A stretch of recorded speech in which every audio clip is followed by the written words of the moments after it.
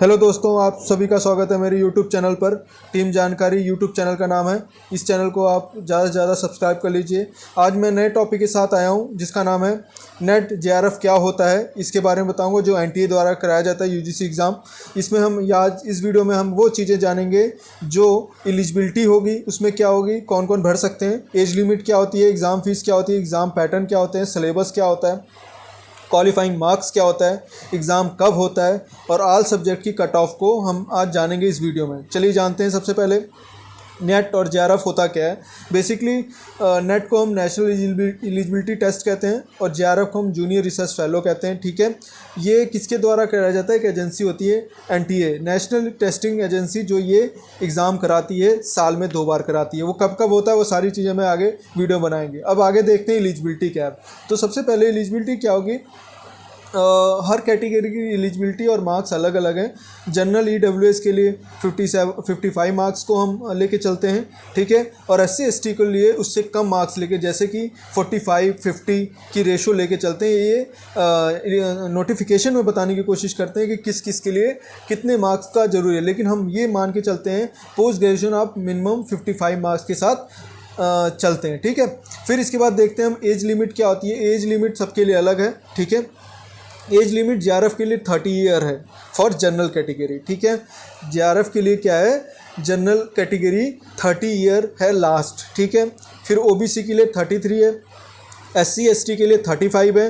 ये किसके लिए मैं बता रहा हूँ? जेआरएफ के लिए बता रहा हूँ, ठीक है। फिर हम आगे देखते हैं जो जेआरएफ के बाद नेट होता है, नेशनल एलिजिबिलिटी टेस्ट, उसमें असिस्टेंट प्रोफेसर के लिए आप अप्लाई करते हैं, जिसमें 9 बार होता है, कोई एज लिमिट नहीं होती, नो अपर एज लिमिट होती है। उसमें आप जब तक चाहें तब तक भर सकते हैं, लेकिन एक आइडियल एज को हम लेके अगर चलें तो 45 हम ये लेके मान के चलते हैं, 45-50 की रेशो लेके चलते हैं कि एज लिमिट नेट के लिए होती है। बट जेआरएफ के लिए क्या होगी, आपके हमेशा याद रखिए, जेआरएफ के लिए लास्ट एलिजिबिलिटी जनरल कैटेगरी के लिए 30 ईयर होगा, चाहे वो ईडब्ल्यूएस भी मान्य है इसमें 30 ईयर तक, ठीक। बट ओबीसी के लिए 33 और 35 ईयर एससी एसटी कैटेगरी के लिए होता है। आगे हम ये देखते हैं एग्ज़ाम फीस क्या होती है, उसका पैटर्न जान लेते हैं। जनरल कैटेगरी ईडब्ल्यूएस के लिए आप मान के चलिए 1000 रुपीज़ होता है। आने वाली नोटिफिकेशन में ईडब्ल्यूएस के लिए क्या होगा ये आपको अपडेट मिलता रहेगा, थोड़े बहुत चेंजेस के साथ आप नोटिफिकेशन देखने को मिलेगा, ठीक है।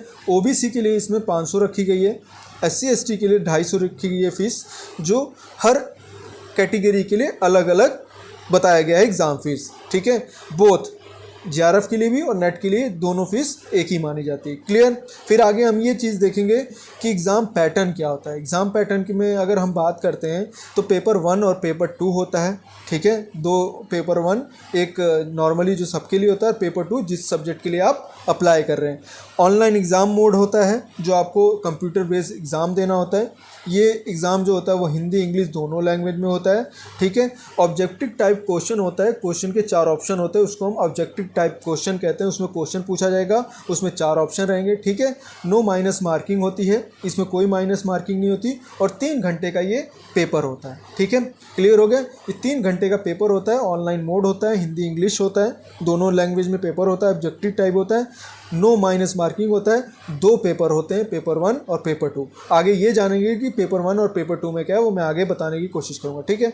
एग्ज़ाम पैटर्न के बारे में अगर हम बात करते हैं तो पेपर 1 जैसे मैंने बताया, पेपर 1 पेपर 2 होता है। तो पेपर 1 में 50 क्वेश्चन होते हैं, ईच क्वेश्चन 2 मार्क्स का होता है, यानी 100 मार्क्स का पहला पेपर होता है, ठीक है।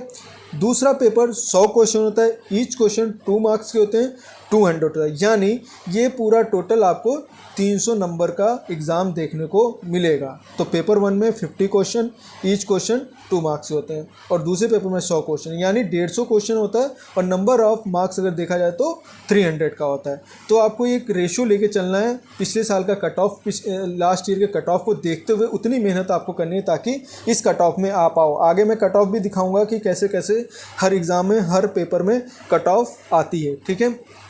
चलिए आगे ये चीज़ और नेक्स्ट चीज़ ये जानते हैं पेपर 1 के लिए अब सिलेबस क्या होता है। पेपर 1 के लिए जो सिलेबस और जो टॉपिक निर्धारित किए गए हैं वो टीचिंग एप्टीट्यूड आएगा, रिसर्च एप्टीट्यूड आएगा, डाटा इंटरप्रिटेशन आएगा, मैथमेटिकल रीजनिंग एंड एप्टीट्यूड आएगा, लॉजिकल रीजनिंग आएगा, इंफॉर्मेशन एंड कम्युनिकेशन टेक्नोलॉजी होगी, पीपल डेवलपमेंट एंड इन्वायरमेंट से संबंधित पेपर 1 में जो इन टॉपिक से क्वेश्चन आएंगे, जो 50 नंबर ऑफ क्वेश्चन जो होंगे 50 होंगे, ईच क्वेश्चन के 2 मार्क्स होंगे, ठीक है, पहले पेपर में। लेकिन दूसरे पेपर में आपको ये चीज़ बताने की कोशिश इसमें की गई है, जो आपका सब्जेक्ट होगा उसमें 100 क्वेश्चन आएंगे, चाहे वो कोई भी सब्जेक्ट हो, पॉलिटिकल हो, हिस्ट्री हो, ठीक है, आर्ट्स हो, ठीक है, पेंटिंग हो, होम साइंस हो, ठीक है, बहुत सब्जेक्ट हैं, ठीक है, उन सब्जेक्ट में आपके 100 क्वेश्चन आएंगे, ईच क्वेश्चन 2 मार्क्स का होगा, यानी 200 मार्क्स का होगा, ठीक है, जितना मैंने लास्ट टाइम बताया। तो सेकंड पेपर के लिए आपका पर्टिकुलर सब्जेक्ट होगा जो आप फॉर्म में भरेंगे, ठीक है।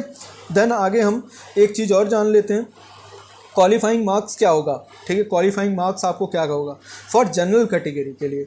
एक इन्होंने आइडियल स्टेज या एक पैरामीटर स्टार्ट कर रखा है कि एक जनरल कैटेगरी के लिए 40 मार्क्स आपको लाना ही है, ठीक है, मिनिमम नेट के लिए, ठीक है। जेआरएफ के लिए क्या कट ऑफ आएगी अकॉर्डिंग टू कट ऑफ के रेफरेंस में बताने की कोशिश वो करेंगे। लेकिन SC ST OBC के लिए और PWD के लिए 35% मार्क्स रखा गया है, क्वालिफाइंग मार्क्स रखा गया है। ये डिपेंड करता है आने वाले टाइम में कि जब आप कट ऑफ आएगी एग्ज़ाम होने के बाद तो उसमें क्या बताते हैं, ठीक है।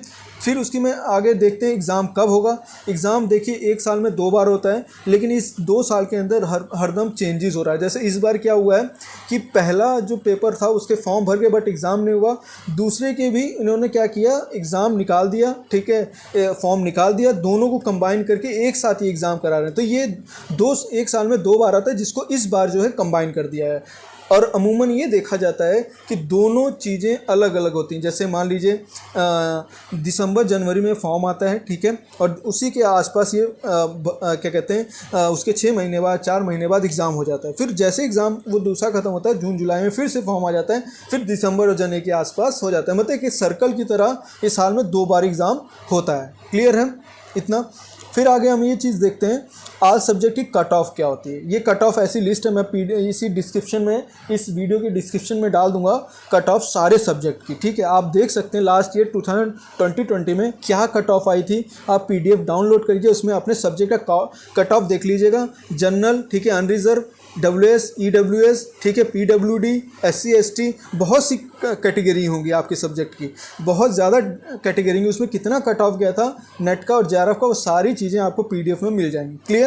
और एक मैं बता देता हूँ कि मेरे पेपर में जो लास्ट टाइम कट ऑफ गया था, पेपर कोड देखा जाए तो 80 है, ज्योग्राफी का मेरा पैटर्न है। तो मैं लास्ट ईयर अगर मैं जनरल कैटेगरी की बताऊँ, नेट की तो 60% गई थी और JRF की 68% गई थी जनरल की, ठीक है। EWS की नेट की जो गई थी 56% गई थी, JRF की 65% गई थी, किसकी, EWS की।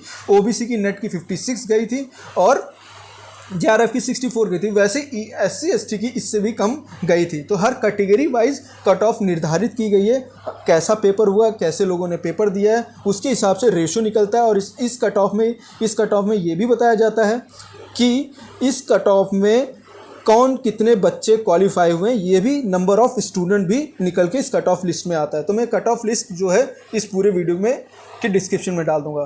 तो आप ज़्यादातर ये सारी वीडियो को आप ध्यान से सुन लिए होंगे, नोट कर लिए होंगे, और आप PDF को डाउनलोड कर लीजिए डिस्क्रिप्शन से, और वहाँ से ये देख लीजिए कि लास्ट ईयर कितना कट ऑफ गया था। उसके अकॉर्डिंग आप तैयारी करिए, उसके अकॉर्डिंग आप रिटर्न बनाइए नोट्स, फिर उसके साथ प्रोसेस करिए अपने एग्ज़ाम को, ठीक है। ठीक है, समझ लग गया। फिर एक गुजारिश आपसे कि चैनल को सब्सक्राइब कर लीजिए, टीम जानकारी नाम से चैनल है, ठीक है। इसको सब्सक्राइब करिए, आने वाले टाइम में हर नोटिफिकेशन एजुकेशन से रिलेटेड आपको अपडेट की जाएगी। धन्यवाद।